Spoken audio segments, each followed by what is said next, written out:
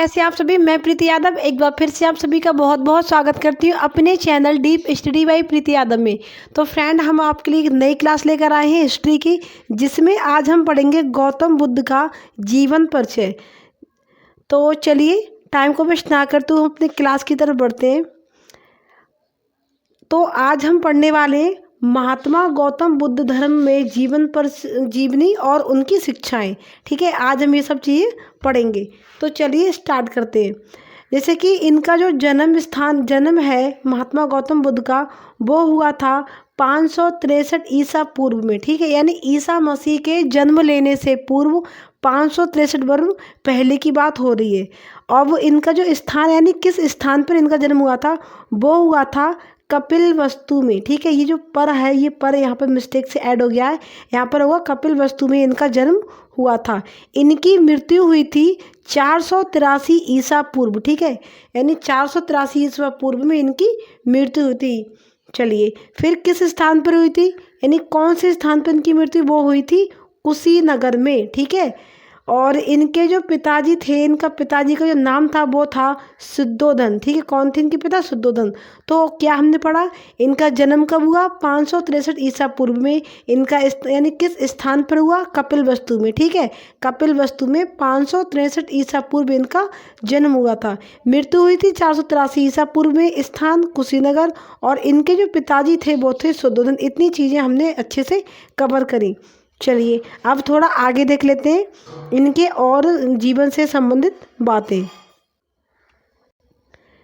फिर इनके जो पिताजी थे, अभी जैसे हमने आपको बताया कि इनके पिताजी का नाम क्या था, इनके पिताजी का नाम था शुद्धोधन। इनकी जो माताजी थी उनका नाम था महामाया। ठीक है, क्या थी? हालांकि इनकी जो मृत्यु है वो तुरंत ही हो गई थी, इनके जन्म के कुछ टाइम के पश्चात ही इनकी मृत्यु हो गई थी। फिर इनके पिताजी का विवाह जो है इनकी मौसी के साथ किया गया था, जिनका नाम था गौतमी प्रजापति, जिन्होंने इनका पालन पोषण किया।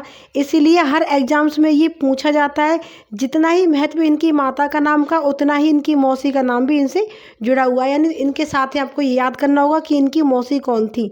ठीक है, तो इनकी मौसी थी गौतमी प्रजापति, जिन्होंने इनका पालन पोषण करा था।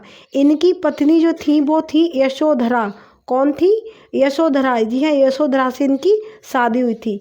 इनके एक बेटा भी था, एक पुत्र था इनका, जिसका नाम था राहुल। ठीक है, और इनका जो विवाह है वो मात्र 16 वर्ष की आयु में कर दिया गया था। किससे हुआ था? यशोधरा से। कितनी आयु में? 16 वर्ष की आयु में।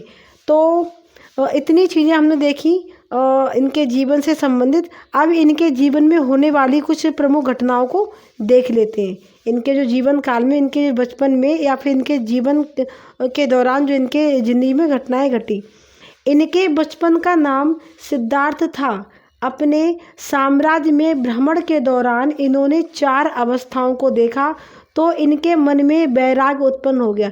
स्टोरी यहाँ से स्टार्ट होती। जब इनका जन्म हुआ था तब एक संत जो थे, गुरुजी, उन्होंने बताया था इनके जन्म के टाइम ही, जब इनका नामकरण हुआ था, तो इन्होंने जब इनकी कुंडली बनाई थी उसके हिसाब से उन्होंने बताया कि आगे चलकर, इनके पिता को बताया था कि आगे चलकर आपका पुत्र एक बहुत ही बड़ा सन्यासी बनेगा और एक नए धर्म का इस दुनिया में प्रचार करेगा। ठीक है, तो ये बात इनके पिताजी को हजम नहीं हुई कि इनका एक ही इकलौता पुत्र था और वो भी सन्यासी हो जाएगा, तो इनके वंश को आगे कौन बढ़ाएगा। इसी डर से इन्होंने कभी भी अपने पुत्र को अपने साम्राज्य की सीमा से बाहर नहीं जाने दिया। ज़्यादातर समय वो महल में ही व्यतीत करते थे अपने पुत्र का। सारी सुख सुविधाएं उन्होंने वहीं पर उपलब्ध कराई, और इन्होंने ऐसी चीज़ों से दूर रखा जिससे इन्हें ये इनके मन में कोई जिज्ञासा उत्पन्न हो कि ऐसा जीवन में क्यों होता है। तो इन्होंने ये सारी चीज़ों से दूर रखा। जब शादी इनकी हो गई तो पत्नी के कहने पर एक बार इनके घूमने की इच्छा हुई कि हमें आसपास भी अपने जाना चाहिए। फिर उन्होंने अपने पिताजी से बोला कि हम बाहर घूमने जाना चाहते हैं। इनके बार बार कहने पर इन्होंने इनके पिता ने एक रथ तैयार कराया और एक सारथी के साथ इन्हें घूमने को भेजा।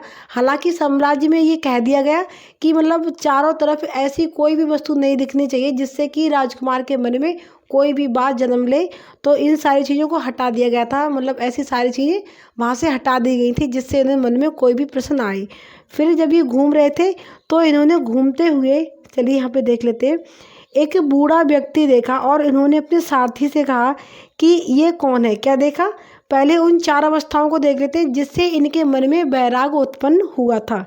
इन्होंने देखा, पहले देखा एक बूढ़ा व्यक्ति, फिर इन्होंने एक बीमार व्यक्ति देखा, उसके बाद इन्होंने एक शव देखा, फिर उन्होंने एक सन्यासी देखा। जब ये घूम रहे थे तब इन्होंने एक बूढ़ा व्यक्ति देखा। उस दिन इन्होंने जाना, फिर उन्होंने अपने सारथी से पूछा कि यह कौन है और ये ऐसा क्यों दिख रहा है, मतलब वो लाठी के सहारे चल रहा था। फिर उन्होंने कहा कि यह एक व्यक्ति है जो अब वृद्ध हो गया है और इस अवस्था से सभी को गुजरना पड़ता है। उन्होंने क्या क्या हमें भी गुजरना होगा, तो सारथी ने कहा जी हाँ, इस अवस्था से आपको भी गुजरना होगा, एक समय के बाद आप भी बुढ़े हो जाएंगे। फिर इन्होंने देखा आगे चलकर एक बीमार व्यक्ति को, पहले देखा बूढ़ा व्यक्ति, फिर देखा इन्होंने बीमार व्यक्ति। फिर उन्होंने पूछा, हे सारथी यह कौन है और ये व्यक्ति इस तरीके से मतलब चारपाई पर क्यों लेटा हुआ है। तो उसने बताया कि इसे कोई रोग हो गया है और जिससे ये पीड़ित है और इसीलिए ये इसकी यह दशा हो गई है। तो उन्होंने कहा कि क्या ये मतलब अवस्था सबकी होती, तो उन्होंने कहा सबकी तो नहीं, लेकिन हाँ किसी किसी को ये बीमारी, मतलब अगर ये बीमारी कोई लग जाए हमारे हृदय में या हमारे शरीर में तो उसकी यह दशा हो जाती है। फिर उन्होंने एक शव देखा, यानी एक व्यक्ति था जिसकी मृत्यु हो चुकी थी और उसे कुछ व्यक्ति अपने कंधे पर लेकर जा रहे थे शमशान की तरफ। फिर उन्होंने पूछा कि सारथी यह क्या है। फिर उसने बताया कि अभी इस व्यक्ति की मृत्यु हो चुकी है और इसे अब उसके अंतिम मतलब संस्कार करने ले जा रहे हैं। फिर उन्होंने पूछा कि सबकी मृत्यु होती है, तो उसने उत्तर दिया कि जी हाँ, इस संसार में जो जन्म लेता है वो एक दिन मृत्यु को भी प्राप्त होता है और हर किसी की मृत्यु होती है। फिर इन्होंने कहा अच्छा।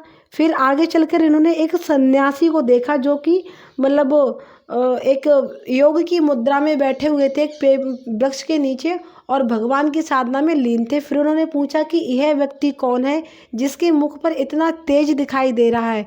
फिर उन्होंने बताया कि यह एक सन्यासी है और ये भगवान से मतलब अपने जीवन में मतलब अपने पापों का प्रायश्चित करते हैं या फिर मतलब उनसे अपने जीवन से उद्धार होने की मतलब वो कर रहे हैं।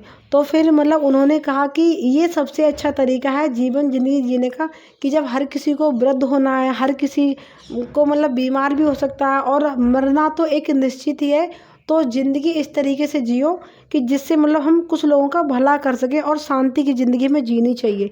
उसी दिन इनके मन में वैराग उत्पन्न हो गया और इन्होंने अपना मतलब फिर ये घर आए थे, फिर उन्होंने वहीं से आकर अपना घर पर त्यागने का सोच लिया।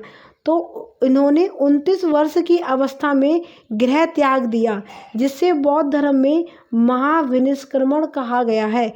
घर त्यागने को क्या कहा गया है बौद्ध धर्म में? महाविनिष्क्रमण कहा गया है। 29 वर्ष की अवस्था में इन्होंने घर अपना त्याग दिया था और शादी कब हुई थी? 16 वर्ष की आयु में। इन्होंने अलार कलाम से सांख्य दर्शन की शिक्षा ली। ठीक है, यानी इनके सांख्य दर्शन के जो गुरु थे वो कौन थे? वो थे अलार कलाम। चलिए अब थोड़ा आगे देख लेते हैं।